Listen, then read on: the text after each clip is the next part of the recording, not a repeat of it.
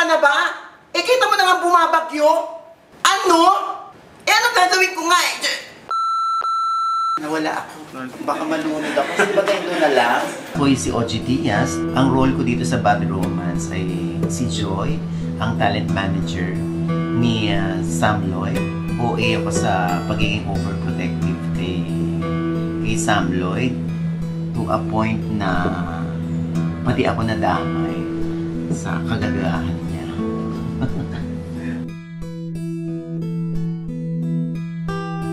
Ay, unang-una, syempre, talent manager si Joy doon. So, sa tunay na buhay, si OG Diaz ay talent manager din. Pero, hindi ko ina-illusion yung mga talent ko na maikama ko one day. Dito kasi, si Joy, parang type na type niyang maikama si Sam Lloyd. Kaya, abangan niyo kung natupad yun.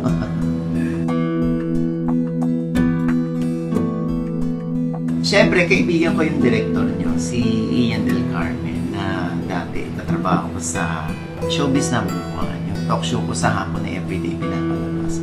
Writer ko siya doon. So, sa friendship to, kung ba't ako na-involved dyan, eh dahil sa friendship with Ian, sa director.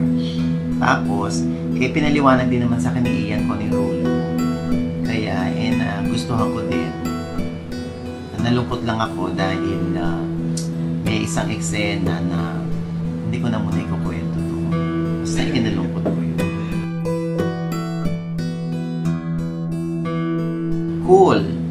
Cool director. Hindi nga siya stricto eh. Nainis ako sa kanya.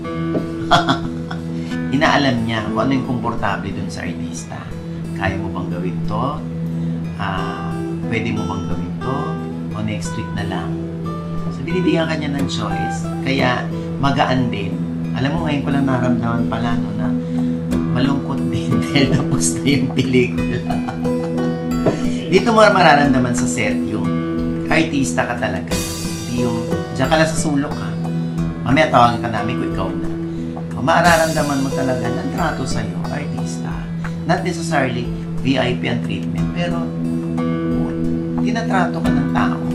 So, nakakamiss din lalo na yung mga staff na nakatrabaho mo, na magalang din sa'yo, marespeto.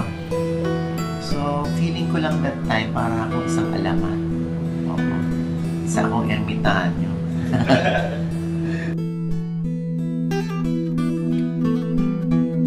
Excited ako sa pelikulang ito dahil first indie film ko to.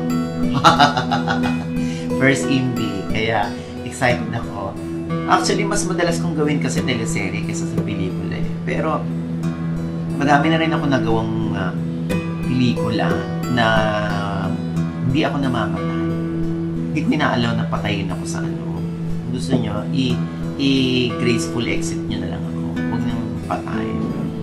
Pero ako dito kasi naintindihan ko yung kwento. Kaya, for the first time, pumayag ako. Pumayag ako. Kahit sa teleserye, hindi ako nagpapapatay.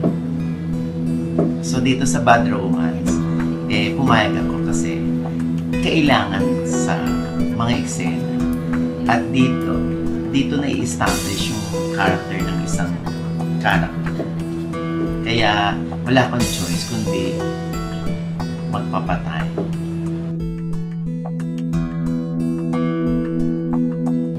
Okay naman. Siguro kasi, siguro kilala na nila ako noon pa.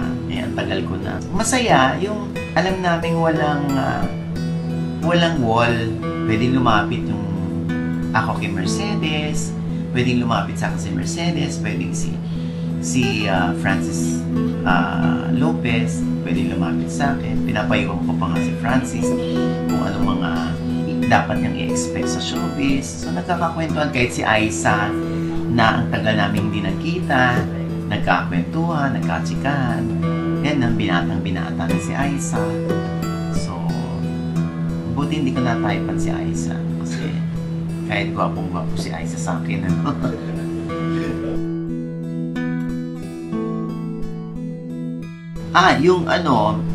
Yung usapan lang namin sa kotse, may area dito yung mga bako. Sa usapan namin. ma-e-elya sila, ma-arouse sila. Kaya yun, nakadeliver naman in fairness si Francis. Yan nga lang, meron nangyari sa huli. Hanggang ngayon, iniisip ko pa rin siya.